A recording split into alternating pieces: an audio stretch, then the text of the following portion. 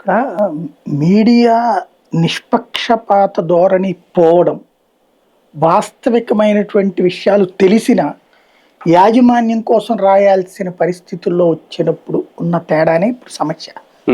For example మొన్న ఈ మధ్యన ఆయన ఎవరో పల్నాడు జిల్లాకు సంబంధించినటువంటి ఎమ్మెల్యే హైదరాబాద్ లో భూములు కబ్జా చేశాడని చెప్పారు. తీరా చూస్తే విత్ ఇన్ 24 hours లో బెయిల్ ఇచ్చేసింది ప్రభుత్వం, కోర్టు. ఎందుకని? అతనే విక్టిమ్ అక్కడ. విషయం ఆయన దగ్గరికి ఎవడో వచ్చి అమ్ముతానన్నాడు భూమి. అప్పుడు వాళ్ళు చూపించినటువంటి డాక్యుమెంట్లు చూస్తే ప్రభుత్వం కాగితాలు ఇవన్నీ ఉన్నాయి. ఈ కాగితాలని ఆ సదరు రైతుల దగ్గరికి తీసుకెళ్లి కనుక్కున్నాడు. ఎందుకని? ఎకరాలకి ఎకరాలది, 100 కోట్ల డీల్ అది. ఇది కొనుక్కుని వేరే వాళ్ళకి అమ్మడానికి కూడా అతను ట్రాన్సాక్షన్ నడుపుతున్నాడు.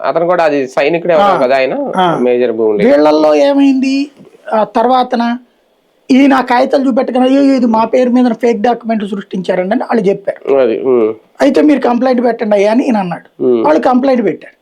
పెడితే దాంట్లో ఆ సదరు వైఎస్ఆర్ కాంగ్రెస్ పార్టీ నాయకుడి మీదనే కేసు పెట్టి జైల్లో పెట్టారు. వాళ్ళ అబ్బాయి చెప్తున్నాడు అదే, ఆయన చెప్పింది అదే, మాకు కబ్జాలు చేసే అలవాటు లేదు అన్నట్టు. కానీ ప్రచారం మాత్రం ఏం చేశారు, కోర్టు అందుకని ఇమ్మీడియట్ గా బెయిల్ ఇచ్చింది. అప్పుడు జోగి రమేష్ కొడుకుకి సంబంధించి ఒకటి గుర్తుంటే,